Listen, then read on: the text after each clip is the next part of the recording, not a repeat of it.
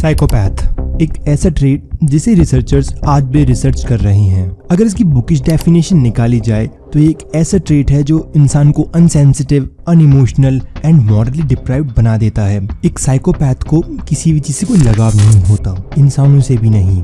इसी वजह से वो कोई काम करने से पहले, कोई एक्शन लेने से पहले सोचते नहीं हैं, फिर चाहे वो मर्डर जैसे सीरियस काम ही क्यों ना हो। एक साइकोपैथ अपनी रियलिटी से इतने आउट ऑफ टच होते हैं कि उसे पता ही नहीं होता कि वो जो काम कर रहा है वो एक क्रिमिनल ऑफेंस है, वो किसी को दर्द पहुंचा रहा है। ऐसे ही एक मेडिकल ट्रीटमेंट के दौरान एक साइकोलॉजिस्ट ने अपने पेशेंट को एक डरे हुए इंसान की तस्वीर दिखाई, बस ये देखने के लिए कि वो उस फोटो को देखकर कैसे रिएक्ट करता है। वो कहता है कि मुझे इस इमोशन के बारे में कुछ पता ही नहीं है, लेकिन जब मैं लोगों को मारता हूँ, उन्हें स्टैब करता हूँ, तो मरने से पहले वो कुछ ऐसे ही दिखते हैं। और ऐसी ही एक कहानी है अमरजीत सदा की, लेकिन इस कहानी में मर्डरर महज 8 साल का एक छोटा बच्चा है, जिसने 1 या 2 नहीं बल्कि 3 मर्डर्स किए थे और सारे विक्टिम्स की एज 6 साल से भी कम थी।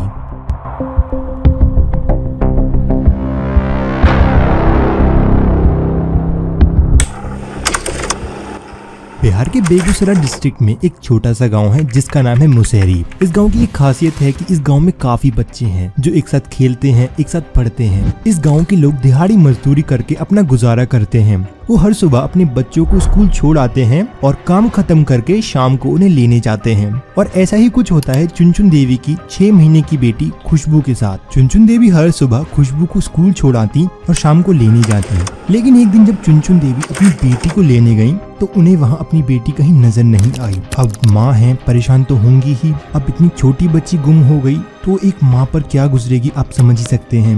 वो परेशान हो जाती हैं, वो पागल हो जाती हैं। हर किसी को पूछती हैं कि क्या आपने मेरी बेटी को देखा है, क्या आपने खुशबू को देखा है, लेकिन किसी ने उसको नहीं देखा था। और फिर एक सदा परिवार का मेंबर उसके पास आता है और कहता है कि शायद उसे पता है कि खुशबू कहाँ है। और वो दोनों मिलकर पुलिस स्टेशन जाते हैं और इस गुमशुदगी की रिपोर्ट दर्ज करते हैं। अब क्योंकि एक छोटी बच्ची का केस था तो पुलिस बहुत ज्यादा एक्टिव हो जाती है और इन्वेस्टिगेशन के दौरान उन्हें ये रियलाइज होता है कि ऐसे ही सिमिलर इंसिडेंट्स पहले भी काफी ज्यादा रिपोर्ट किए जा चुके हैं, क्योंकि गांव से ऑलरेडी 2 लड़कियां गायब हो चुकी थीं।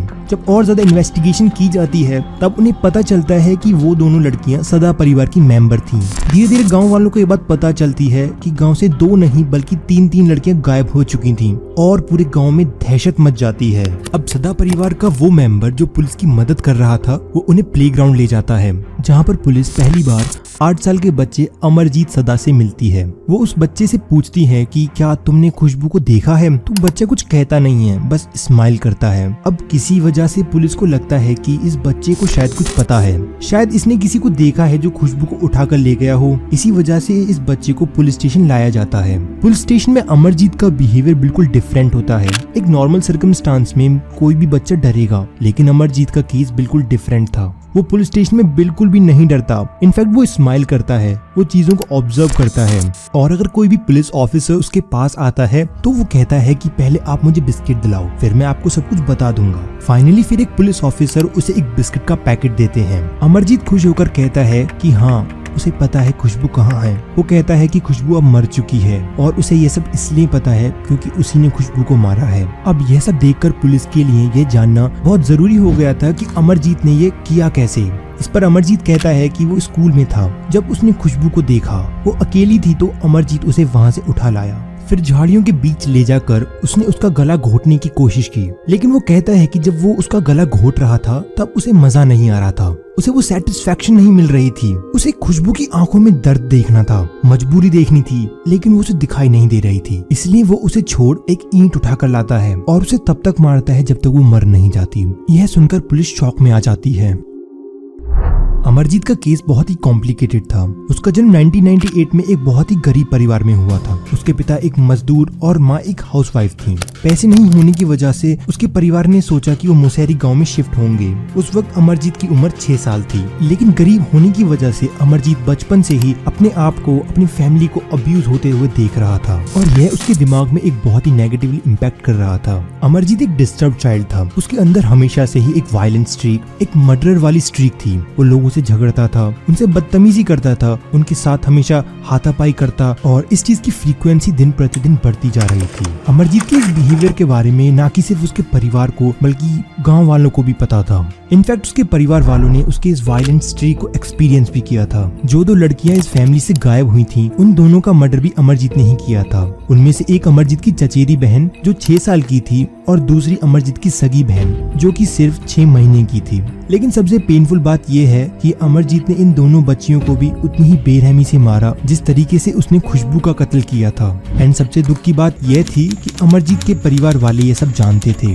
उन्हें ये सब पता था कि इन सब के पीछे अमरजीत का हाथ है, लेकिन किसी वजह से उन्होंने यह डिसाइड किया कि वो इस बात को सबसे छुपा कर रखेंगे और यही उनकी सबसे बड़ी गलती थी। बिकॉज 2008 में खुशबू के मर्डर के बाद अमरजीत इंडिया के इतिहास में सबसे छोटा सीरियल किलर बन जाता है। अमरजीत की इस कन्फेशन के बाद कई सारे साइकोलॉजिस्ट ने इस पर मेडिकल इन्वेस्टिगेशन की, क्योंकि जानना बहुत जरूरी था कि इस बच्चे ने ऐसा क्यों किया। अमरजीत एक क्रिमिनल नहीं था, राइट। इसके घर पर ना तो टीवी थी ना रेडियो था जिससे कि क्राइम के बारे में जान सके या सुन सके, और ना ही इसके घर में कोई क्रिमिनल बैकग्राउंड से था। तो फिर अमरजीत ने ऐसा क्यों किया? क्या उसके अंदर ये वायलेंस स्ट्रीक हमेशा से ही थी? एक साइकोलॉजिस्ट ने अमरजीत को सैडिस्ट कहा, जिसको लोगों को मारकर प्लेजर मिलता है, और ये हैबिट इसके ब्रेन में ऑलरेडी बन चुकी है। किसी को भी मारने से पहले इसे किसी इन्फ्लुएंस या ट्रिगर की जरूरत नहीं होती। एक और साइकोलॉजिस्ट ने कहा कि अमरजीत को कंडक्ट डिसऑर्डर है, जो एक बिहेवियर डिसऑर्डर होता है जिसमें किसी भी इंसान को सोशल कंडक्ट नहीं होता। मतलब कि आप एक नॉर्मल बिहेवियर छोड़कर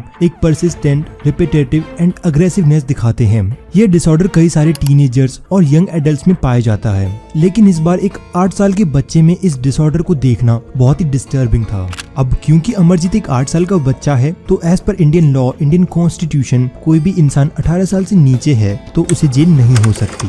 जब तक वो 18 साल का हुआ तब तक वो एक चाइल्ड केयर होम में था, और जैसे ही वो 18 साल का होता है उसे रिहा कर दिया जाता है।